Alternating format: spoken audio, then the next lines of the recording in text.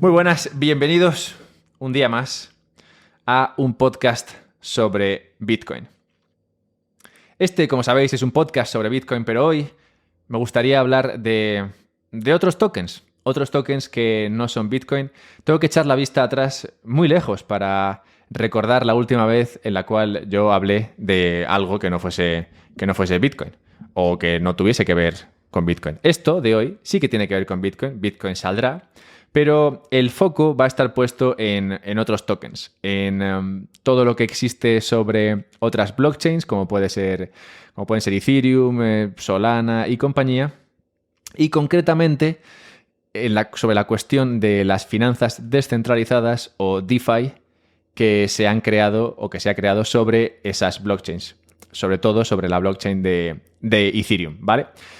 Entonces voy a tocar todo eso basando la información en experiencia propia y también en un papel, un documento, un paper que publicaron Allen Farrington y Big Al. Big Al no se llama así, ¿vale? Es un seudónimo. Pues Allen y Big Al publicaron un paper hace poco, son 40 y pico páginas en las cuales explican su opinión sobre el ecosistema cripto fuera de lo que es Bitcoin y en ese documento hablan en mucha profundidad y con mucho detalle de todo lo que existe dentro de este ecosistema, la razón de ser de estos tokens, por qué existen filosóficamente, técnicamente, económicamente, financieramente. Bueno, que lo tocan con mucho detalle y una cosa que hacen también es explicarlo de forma que no sé, yo creo que pensaban que iban a ganar un Nobel con esto, igual no pierden la esperanza, no lo sé. El caso es que está escrito de tal manera que cuesta Dios y ayuda comprenderlo todo bien, porque usan un léxico de lo más complejo y una terminología de lo más, no diría misteriosa, pero sí que es complicada de acceder. De modo que, sí, después de escuchar ese documento leído por Guy Swan, de Swan Bitcoin, y leerlo un par de veces, pues he sido capaz de, digamos, encontrar una forma de explicarlo esto de alguna manera que yo creo que puedo tocarlo todo en un podcast como los míos, en los cuales pues dedico más o menos 30 o 40 minutos. Total, que si alguna vez te has planteado por qué hay criptos por ahí fuera, para qué sirven, por qué tienen valor, por qué no lo tienen, qué puede pasar con todo esto, tiene sentido, no lo tiene, pues digamos que el podcast de hoy debería darte la respuesta. Y si no te la da, bueno, pues dímelo en Twitter, @Alberto_Mera. Si me queréis encontrar ahí, siempre me hace ilusión encontrar nuevas personas, nuevos sujetos interesados en Bitcoin. Si me quieres ayudar, hay dos maneras. Bueno, hay una más indirecta, que es la primera, que es hacerlo a través de Twitch. Puedes ayudarme en Twitch, simplemente viniendo aquí a verme en directo mientras hago estos podcasts. También hago una sesión los martes en la cual hablo de otras cosas. Este martes pasado, por ejemplo, estuvimos hablando de una calculadora para retirarte con Bitcoin, estuvimos hablando de energía, estuvimos hablando de cómo China podría salvar a Occidente en términos energéticos, una serie de temas varios, siempre rondando la idea de Bitcoin y lo que Bitcoin significa, pero tocando, pues sí, cosas de economía, actualidad y demás. Eso lo hago los martes, los jueves hago esto en directo y luego a veces hacemos otras cosas, según me va dando. Total, eso en Twitch, encontrarás el enlace a mi canal en la descripción de este podcast y otra forma de ayudarme más directa es simplemente donando dinero. Puedes hacerlo a través de Patreon, en patreon.com/unpodcast sobre Bitcoin. También encontrarás este enlace en la descripción. Y eso me ayuda porque sacar adelante el podcast no es solamente el tiempo que tengo que dedicar a esto y demás, sino que también tiene unos costes. Hay que pagar el hosting, hay que pagar otra serie de cosas. Total, que se va dinero. Y si me puedes ayudar, pues oye, bienvenido sea. Finalmente, si quieres comprar Bitcoin, yo recomiendo hacerlo a través de Relay. La razón por la que recomiendo Relay es porque no te piden tus datos. Tú simplemente haces una transferencia de donde sea que estés a la cuenta bancaria de Relay en Suiza, en euros o en dólares o lo que sea, y ellos te envían Bitcoin a tu monedero directamente. Entonces es muy atractivo, sobre todo por lo que digo, que no te piden tus datos, funciona de forma bastante rápida y es simplemente el coste de hacer esa transferencia a la cuenta en Suiza. Así que espero que te ayude. Si quieres un poquito más de ayuda con esto, pues puedes usar el enlace que hay en la descripción para descargarte Relay. Pues si haces eso y usas mi código, pues tendrás un descuento en las comisiones. Así que nada, habiendo dicho todo esto, empecemos por Bitcoin. ¿Por qué tiene valor Bitcoin? Bitcoin lo conocemos todos. Si has escuchado este podcast más veces, deberías ya tener un conocimiento bastante profundo sobre Bitcoin, pero también me gusta de vez en cuando recordar de dónde proviene ese valor de Bitcoin. Bitcoin podríamos determinar que su valor viene de ese ledger que es esa base de datos, digamos, inmutable y que tiene un coste, digamos, infalsificable. Es decir, que no puedes falsificar el proof of work. El proof of work, como sabéis, es el trabajo que tú dedicas para crear nuevos bloques, para poner nueva información en la cadena, y tú no puedes falsificar ese coste. Tienes que trabajarlo, tienes que realizar ese gasto en energía, en tiempo, en equipo, y tú no puedes falsificar ese gasto, ¿vale? Entonces, tenemos dos cosas. Por un lado, una base de datos inmutable y por otra, una prueba de trabajo infalsificable. Bien, eso es lo que crea Bitcoin, que en realidad no es mucho más que eso. Claro que hay otras cosas como la criptografía y una serie de avances técnicos que ya se conocían de antes y que en Bitcoin se usan para crear, unido a el ajuste de dificultad y la prueba de trabajo, esa base de datos inmutable. Entonces, de esa base de datos inmutable, con Bitcoin en su base, surge naturalmente la idea de Bitcoin y el activo Bitcoin como un activo, perdón la redundancia, que tiene una salida al mercado, es decir, que es aceptado por otras personas como medio de intercambio. Esto es, que puede usarse o puede servir como dinero, ya que, como sabéis, el dinero no es más que un activo que se acepta en los intercambios y, concretamente, el activo más aceptado o el bien más aceptado en esos intercambios dentro de una sociedad sería lo que consideramos dinero. Entonces, tenemos esa base de datos inmutable en la que, sabéis, están todas las transacciones que han ocurrido sobre Bitcoin desde el nacimiento de Bitcoin, que funciona con esa prueba de trabajo infalsificable, y en la base de la misma está Bitcoin, que, como sabéis, es el activo nativo que existe dentro de esta blockchain y que, o time chain, como se llama en este paper, y que podríamos empezar a usar porque tiene más sentido time chain que blockchain, y que, como digo, sirve para incentivar a los mineros, entre otras cosas, a que sigan haciendo trabajo infalsificable para mantener la cadena. ¿Bien? Bien. Entonces, Bitcoin es eso, y su valor como dinero surge de estas propiedades que ofrece dicha base de datos. Ahora, en el momento en el que se inventa Bitcoin, o desde el día en el que se inventa Bitcoin y se prueba, se demuestra que esto es algo que funciona, nace en las personas el deseo de crear algo mejor. Un deseo que no es extraño en el ser humano. Siempre pasa que tú ves a alguien hacer algo y se te ocurre, bueno, pero se podría hacer mejor. Esto es algo que yo creo que irremediablemente sufrimos, la raza humana, nos pasa, y no es raro que muchas personas, en el momento en el que vieron que esto de Bitcoin, es decir, un dinero o un bien que se puede crear y monetizar, tenía sentido, pues pensaron que se podría hacer mejor. Y es mayor incluso el incentivo en el caso de hacer algo como Bitcoin cuando atendemos a que el crear tu propio dinero te permite el señoreaje. El señoreaje, que, como sabéis todos, es la posibilidad de crear dinero a coste cero, prácticamente, o cero directamente. Total, que si tú descubres Bitcoin y, como cualquier otro ser humano, te das cuenta o piensas que puedes crear algo mejor, y encima el incentivo para hacerlo es tal que te va a permitir crear tu propio dinero, pues no es extraño que hayan surgido muchas alternativas, variantes, intentos de mejora de Bitcoin. No obstante, todos estos intentos de mejorar Bitcoin rompen con la esencia que permitió a Bitcoin convertirse en un bien que se monetiza y que se empieza a usar cada vez más como dinero. Y es que lo normal es que muchas de estas blockchains lo que ofrezcan es mejoras en aquello en lo que entienden que pueden mejorar a Bitcoin, si bien al hacerlo, como digo, lo rompen. ¿Y qué tipos de mejoras serían estas? Pues ya sabéis, hacer la blockchain un poquito más rápida, que en esos bloques entren más transacciones para que puedas hacer más cosas al mismo tiempo, que sean más flexibles, es decir, que te permitan hacer más cosas, no solamente mover Bitcoin de aquí para allá, sino que también te permitan crear un smart contract, que ese smart contract luego permita hacer otra cosa para que puedas meter una serie de variables ahí que según lo que ocurra se pueda demostrar que ha ocurrido y si ha ocurrido, pues que pase otra cosa. Un clásico if this then that, o sea, si pasa esto, entonces haz aquello. Total, que se buscan o se intenta crear todas estas mejoras para hacerlo, como digo, más rápido, más grande, más fuerte, más flexible. Y al hacerlo, claramente acaban rompiendo algo. ¿Qué es lo que acaban rompiendo? La descentralización.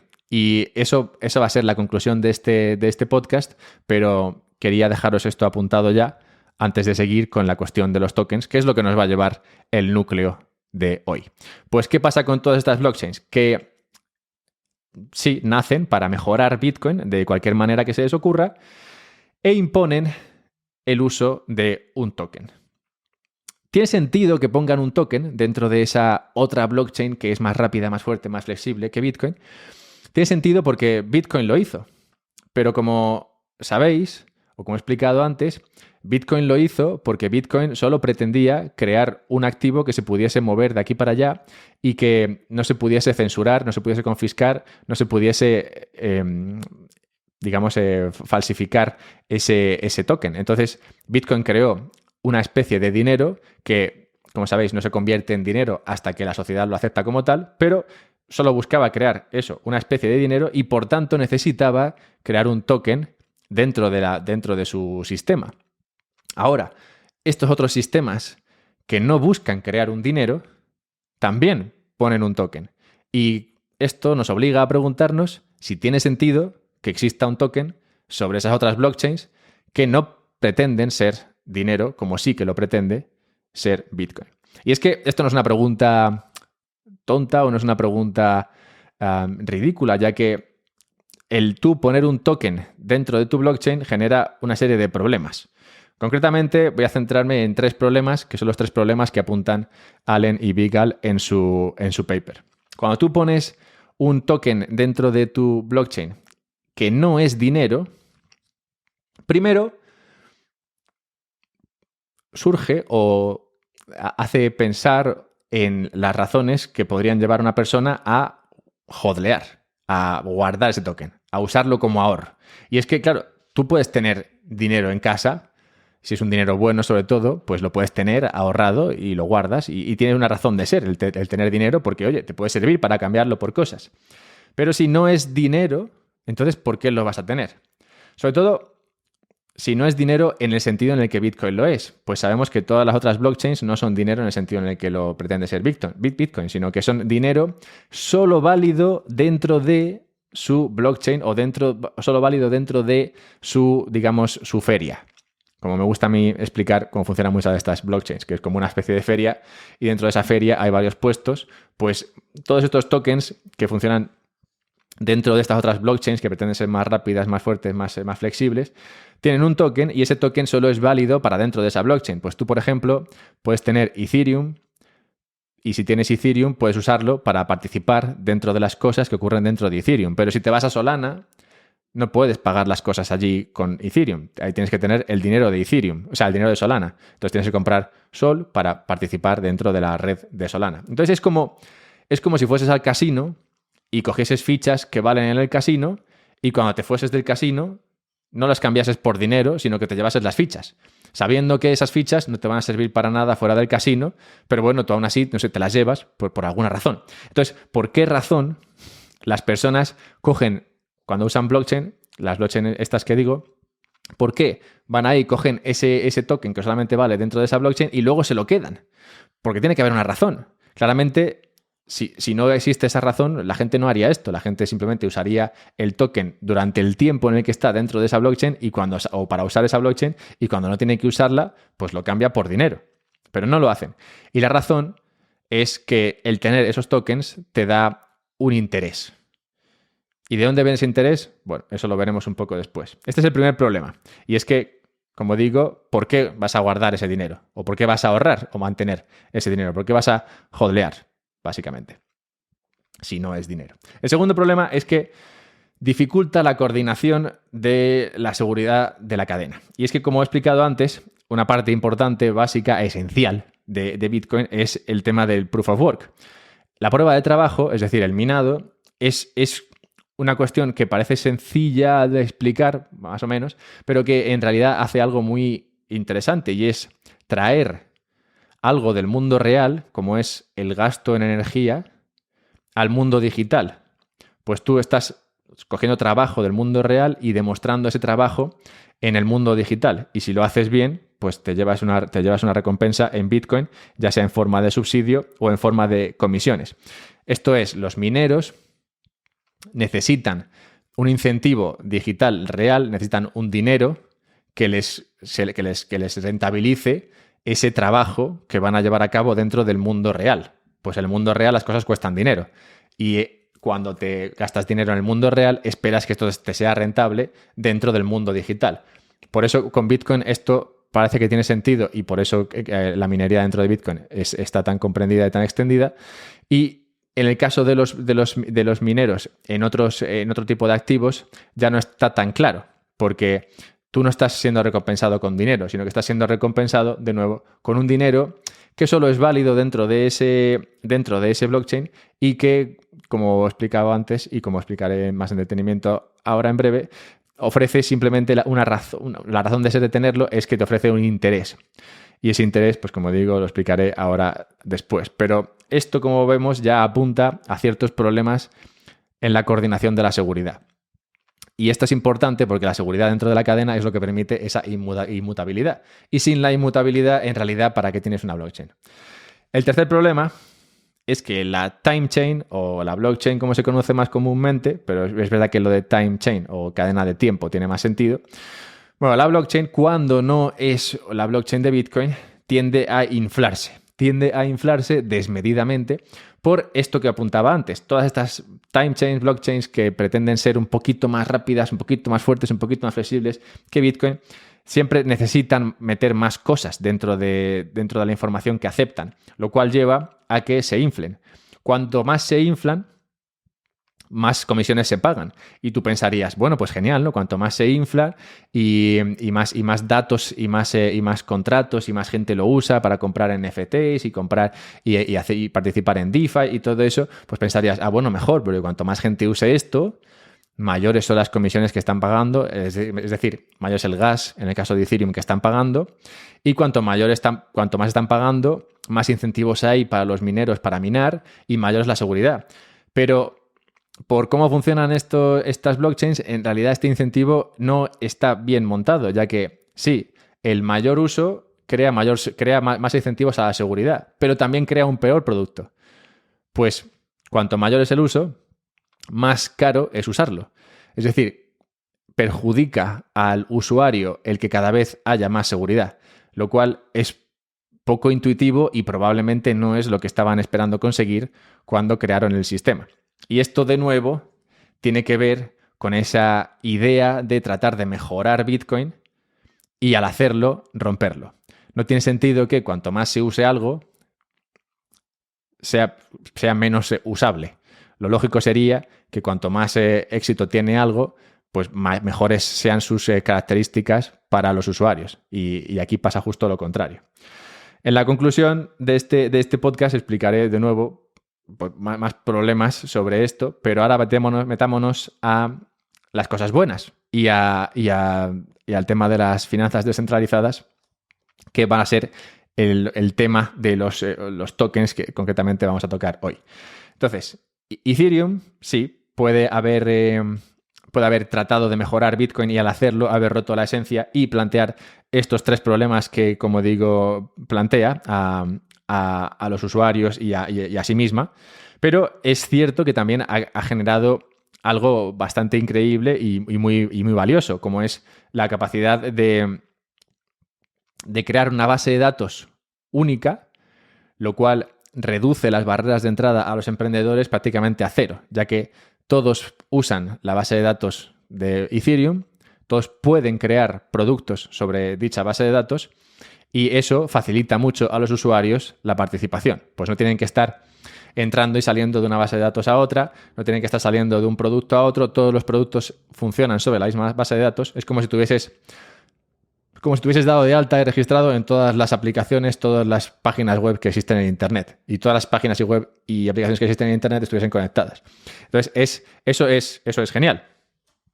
Y sobre Ethereum, sobre esa base de datos inmensa y conectada por todos, se ha creado algo como las finanzas descentralizadas o DeFi, que ahora tiene miles de millones ahí dentro y que, como explicaremos, como os voy a explicar ahora, tiene sus proyectos con sus tokens y sus tokens se hodlean, sus tokens se guardan porque ofrecen un tipo de interés.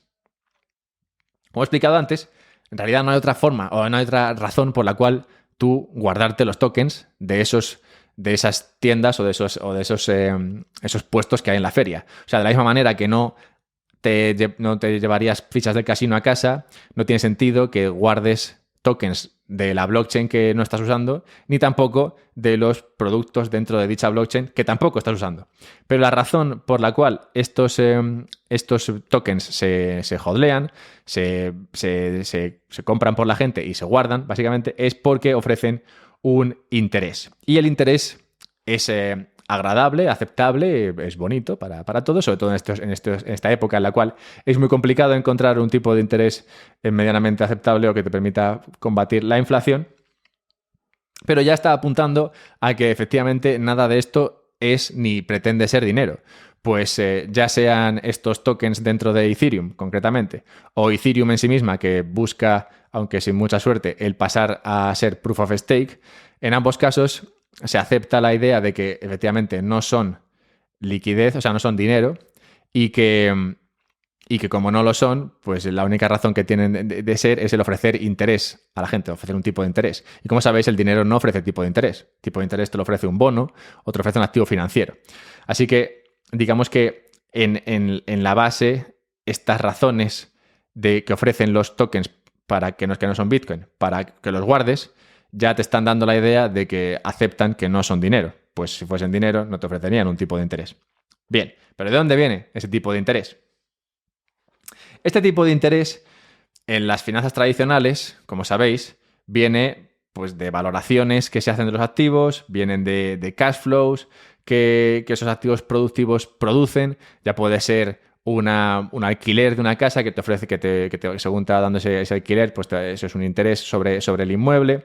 También te puede venir por un bono que se ha sacado, que ha vendido una empresa para producir una serie de cosas y que pretende luego venderlas y con ese dinero, pues aparte de ser más productiva o vender lo que sea, pagar los intereses y los intereses y el principal de ese bono. Total, que en las finanzas tradicionales estos tipos de interés vienen siempre en la base de cosas que ocurren dentro del mundo real que generan productividad y que generan una serie de cash flows que se usan para generar esos tipos de interés, esos intereses. En cripto, estos intereses provienen de nuevos tokens. O sea, no es un tipo de interés no es un interés que provenga de que se ha creado actividad y esa actividad pues se ha vendido, se ha conseguido un ingreso, lo que sea, y eso es lo que genera el interés, sino que tú inviertes un token y generas otro token y el interés proviene de ese otro token. No sé cómo de puesto estarás en el tema de DeFi o en el tema de todas estas criptos que no son Bitcoin, pero no es extraño que hayas visto, sobre todo porque es muy noticiable, ha salido en muchas noticias, sitios en los cuales te ofrecen un tipo de interés del 3.200% y barbaridades así. Ese tipo de interés del 3.200% anual no es como un bono normal que te pague un 3.200%, sino que este tipo de interés viene en la forma de tokens que se están generando para pagarte dicho interés. Es decir, tú pones un token que vale 10 y vas a recibir 10 tokens que valen 10. Entonces eso son 100 tokens que vas a recibir por esos 10 que has invertido. Entonces, claramente eso te genera un interés brutal. Siempre y cuando, claro, esos tokens que se están generando para pagarte el interés mantengan el valor en el mercado que hoy tienen. Pues ese tipo de interés se calcula en el momento presente. Que luego el token pase a valer 0, pues eso es otra cosa. Pero en el momento actual, si el token tiene un valor de 10, pues te dará un tipo de interés basado en ese valor de 10. ¿Qué pasa en cripto? Que todos estos tokens que se multiplican para generar tipos de interés se rehipotecan, se apalancan y se titulizan. Es decir, se usan para el apalancamiento y para eso se rehipotecan y también se titulizan, que es otra figura financiera que es interesante dentro de las finanzas tradicionales y que se ha traído a las finanzas descentralizadas. Vamos a poner un ejemplo, porque así es más sencillo de ver. Si tú tienes 1500 Ethereum, puedes ir con estos 1500 Ethereum a, $1.500, pongamos, $1.500 en Ethereum a Maker, y en Maker conseguir un préstamo por $1.000 en $1 digital, ¿vale? Entonces tú depositas el equivalente a $1.500 en Ether en Maker y consigues $1.000 en DAI, ¿vale? Entonces empezaste con 1.500, ahora tienes 2.500. Bueno, pues coges esos 1.000 que has conseguido DAI, ese dólar digital, y lo pones junto con otros $1.000 que has comprado tú o que tengas tú ahorrados, que estén en otra moneda digital, ponle en Tether o en USDC. Entonces pones esos 1.000 DAI y esos 1.000 USDT, los pones en una piscina que se llama de liquidez creada por un proyecto, como puede ser, por ejemplo, Curve. Entonces tú pones $1.000 de un tipo, $1.000 de otro tipo dentro de esa piscina de liquidez, y al ponerlos ahí estarías consiguiendo un tipo de interés en la forma de tokens de Curve. Curve es el proyecto en el cual tú estás poniendo estos activos. Y una vez que estás consiguiendo ese Curve, esos tokens de Curve, puedes sacar los tokens de Curve y usarlos como colateral para conseguir más dólares que también puedes poner de nuevo en esa piscina de liquidez. Esto que acabo de explicar usando Maker, usando Curve, usando dólar digital, es algo que se repite y que se repite sobre todo lo ancho y largo de cripto. He usado solamente 2 proyectos aquí conocidos, pero hay cientos de estos tipos de proyectos. Y dentro de DeFi se pueden hacer muchas más de estas cosas que todas tienden un poco a lo mismo. Tú pones un token en un sitio, consigues un tipo de interés en el token, con ese token puedes ponerlo en otro sitio, usarlo como colateral para conseguir un préstamo, ese préstamo ponerlo en el primer sitio para generar otro token y ese token ponerlo en otro lado y generar otro tipo de interés, ese tipo de interés usarlo como colateral en otro sitio y conseguir otro token. Total, y como veis, así es un poco cómo se genera ese tipo de interés y ese valor para mantener estos tokens dentro de tu monedero. Pues como he explicado antes, ¿por qué vas a tener un dinero que no es dinero, que solamente es dinero cuando estás usando Curve o estás usando Ethereum? ¿Por qué vas a tener eso si no te ofrece nada? Bueno, pues lo que te ofrece es este tipo de interés que viene creado o que viene dado por la generación de nuevos tokens que así crean, digamos, un valor siempre y cuando la gente acepte eso como que tiene valor y te paga ese interés por mantener esos tokens en tu monedero. Este es simplemente un ejemplo que he usado con Curve, que además nos viene bien porque también hay otra cosa, nos permite explicar otra cosa que ocurre dentro del ecosistema de las finanzas descentralizadas, que es el otorgarle valor al token como token de gobierno. Y es que muchos de estos proyectos, de estos puestos que funcionan dentro de la feria, ponle, feria siendo Ethereum y el puesto siendo Curve o siendo Aave o siendo Uniswap o cualquier otra cosa de estas, en muchos de estos proyectos prometen al que tiene el token el hecho de que va a poder votar dentro de la gobernanza de ese proyecto. Pero en realidad esto lo que significa es que lo que te está permitiendo es que si tú tienes token A, puedes depositar el token A dentro del proyecto y te van a dar un tipo de interés en más token A al tiempo que te permiten votar sobre dónde puedes conseguir más token A o qué cantidad de token A vas a conseguir en según qué piscinas de liquidez. Total, que el gobierno se limita normalmente a decidir dónde vas a conseguir y cuánto vas a conseguir más token A por el token A que ya tienes. Lo cual no deja de ser, no sé, curioso.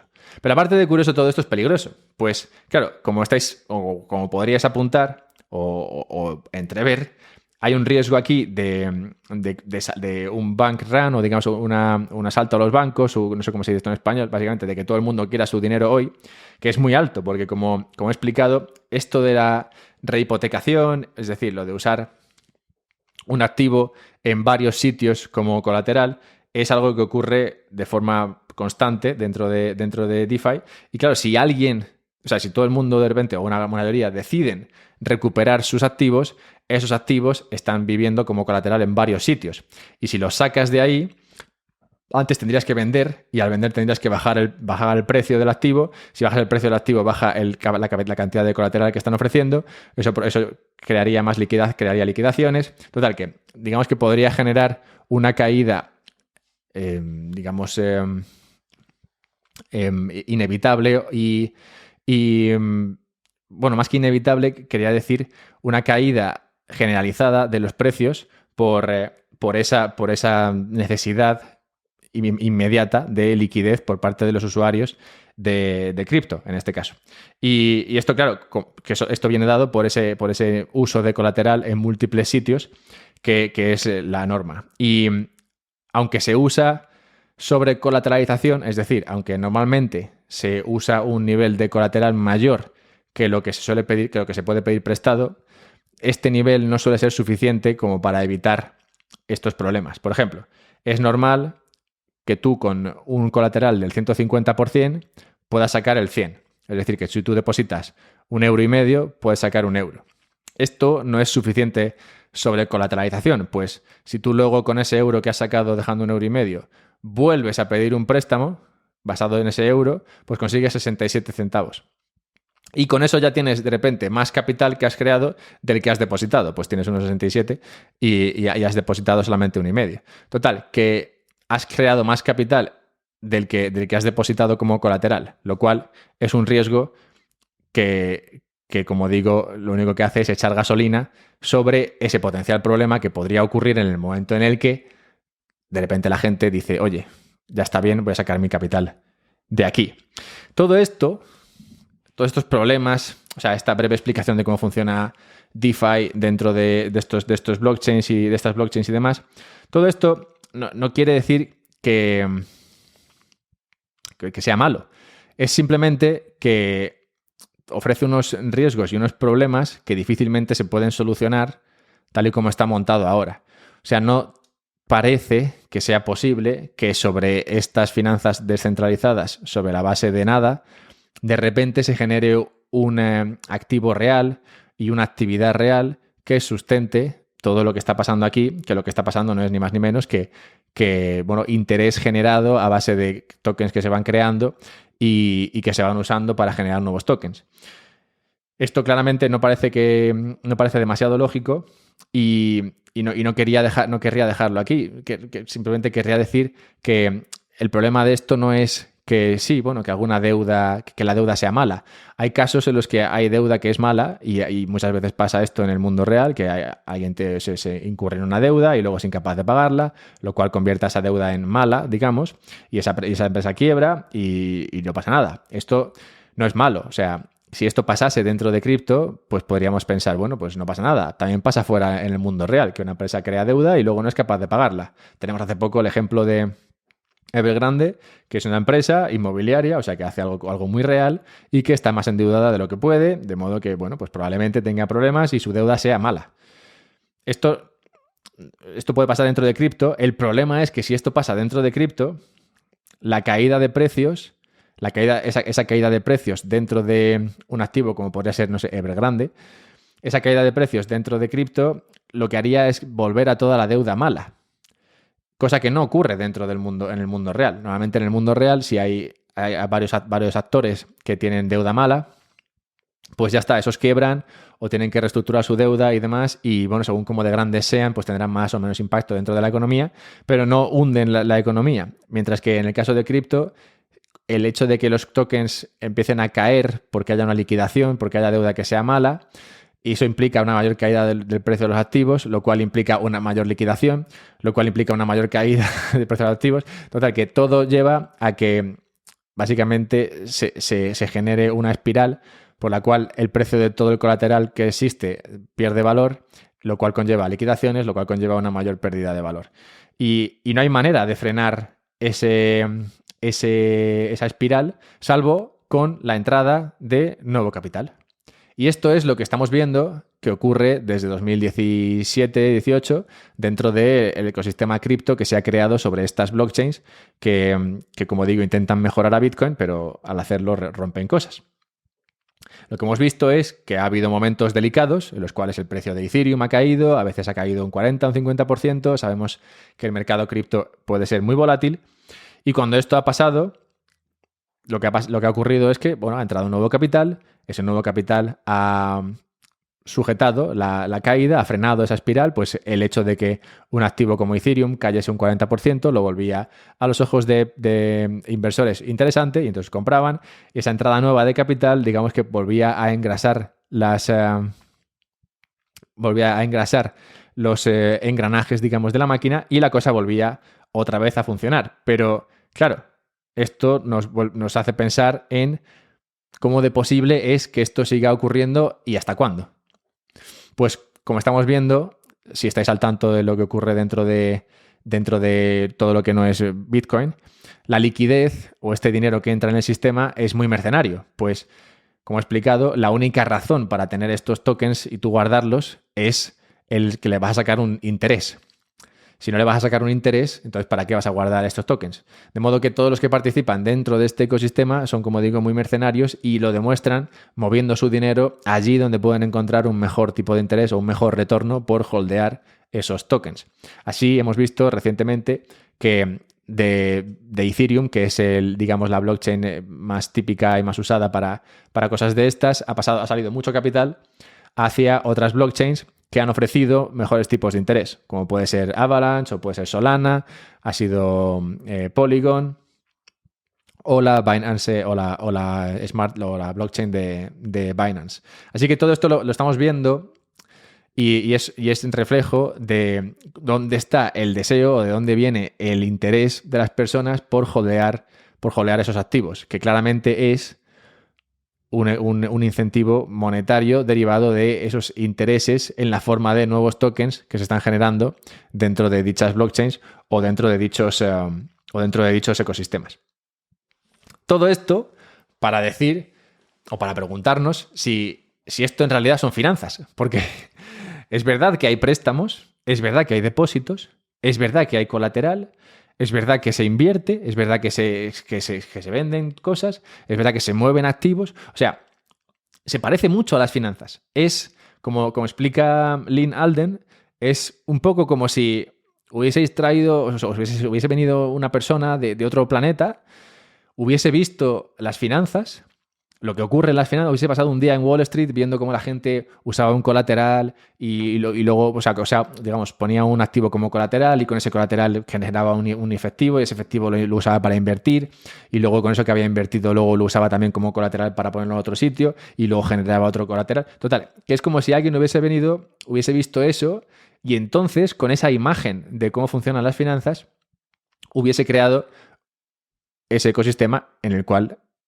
existen las finanzas, este ecosistema que estoy explicando, en el cual están las finanzas descentralizadas dentro de estas blockchains, que es como las finanzas, solo que sin la utilidad de las finanzas. O sea, en realidad no se está generando nada en la base, no se está produciendo nada, no se está creando nada, simplemente se está generando, simplemente se ha creado, como explica Lyn Alden, se ha creado un sistema alimentado por tokens que sirve para mover los tokens.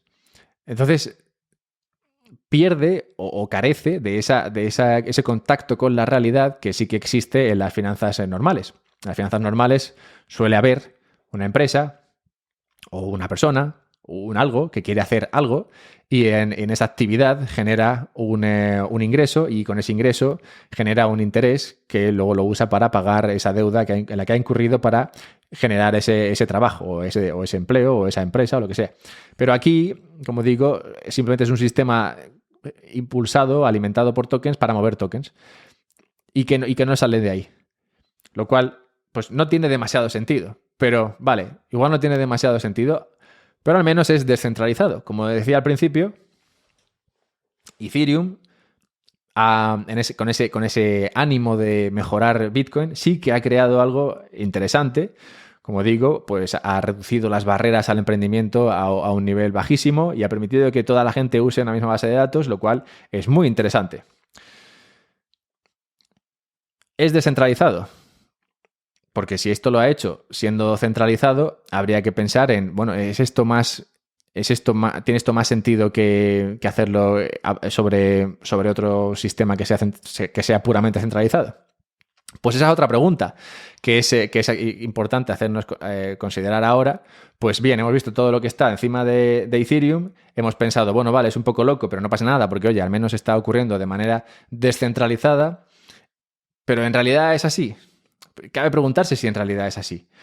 Está claro que Bitcoin es descentralizado, o al menos en una mayor medida, que todo lo demás, y es así en gran parte porque Bitcoin lo único que pretende es ser una base de datos. No obstante, estas otras blockchains, al tratar de mejorar Bitcoin, intentan ser una especie de ordenador, una especie de computadora. Pero si son una computadora, ¿vale? Tendrían que demostrar que efectivamente son más descentralizados que las otras computadoras que existen de forma digital, como son los servicios de la nube. Y es complicado aceptar que algo como Ethereum sea más, o sea, aceptar que es más descentralizado que Amazon cuando el 22% de los nodos de Ethereum están en Amazon y el 71% de los nodos están en otro servicio también de nube. O sea que, bien, hemos creado todo esto sobre un ecosistema descentralizado en nombre que en realidad no es tan descentralizado, y si no es tan descentralizado, entonces en realidad no es tan incensurable. Pues cualquiera o cualquier día podría llegar alguien y decirle a los de Amazon y a los de los otros servicios que mantienen estos nodos que cierren el chiringo. Y si cierran el chiringo, todo esto desaparece. Entonces, no tiene demasiado sentido, no ya el sistema en sí, sino el venderlo como algo que, bueno, igual no tiene demasiado sentido hoy, pero igual en el futuro sí, porque al menos es descentralizado cuando ni siquiera es descentralizado.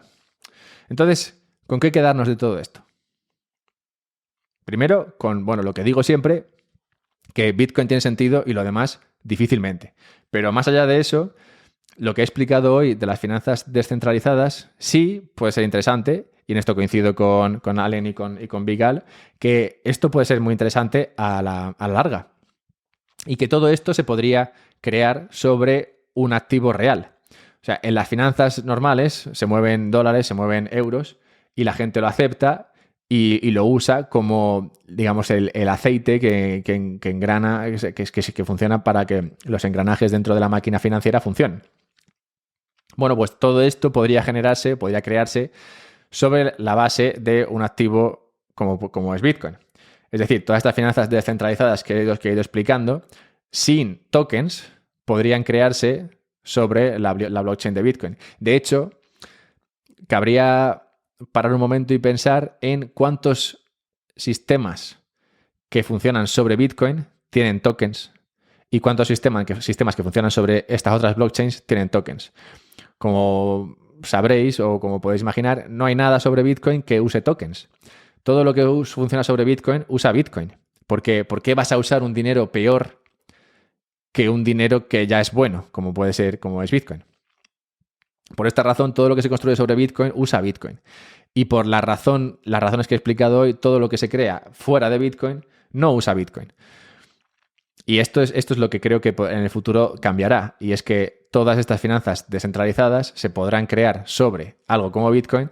El interés que se cree en las situaciones en las cuales se cree un interés provendrá de actividad real productiva. Y el activo para cerrar todas las deudas y para operar será Bitcoin. Y nada, si te ha gustado esto o si te ha parecido, no sé, no demasiado agradable, pues igual confías enormemente en lo que está ocurriendo dentro de estas blockchains, pues tampoco te puedo decir que estés equivocado. Esto es algo que veremos en el medio plazo. Por ahora, como digo, son sistemas que funcionan, que la gente usa, se ha generado mucho valor, es cuestionable de dónde viene ese valor y para qué se usa, pero quién sabe qué ocurrirá en el futuro. Todo lo que he apuntado hoy es la situación actual y que no tiene visos de cambiar. Es posible que estemos equivocados, pero si yo tuviese que apostar por algo, apostaría porque todo esto al final acabará creándose dentro de Bitcoin, y si no acaba creándose dentro de Bitcoin, por lo menos o seguramente no seguirá creándose dentro de estas otras blockchains, porque competir con ser un mejor dinero sin tratar ser un mejor dinero es muy difícil. Así que nada, espero que os haya gustado el podcast de hoy. Me he salido un poco de la cuestión más bitcoinera, pero creo que también está bien de vez en cuando echar un vistazo a lo que está ocurriendo por ahí fuera. Sobre todo porque hay muchas personas que piensan que lo de ahí fuera puede tener sentido y es bueno explicarlo de tal manera que comprendan realmente dónde se están metiendo.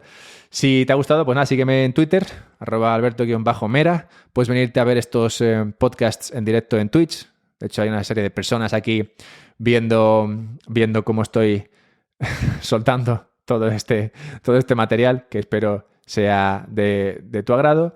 Y también puedes ayudarme en Patreon, si te ha gustado que me estudiase este paper y los otros que me estudio, pues me puedes ayudar en Patreon para hacerme esta labor un poquito más llevadera y sobre todo algo remunerada. Y finalmente, si quieres comprar Bitcoin, pues yo recomiendo siempre hacerlo a través de Relay, pues no te pide tus datos y porque vas a tener que darle tus datos a nadie cuando quieres comprar Bitcoin. Así que nada, muchas gracias y nos vemos pronto.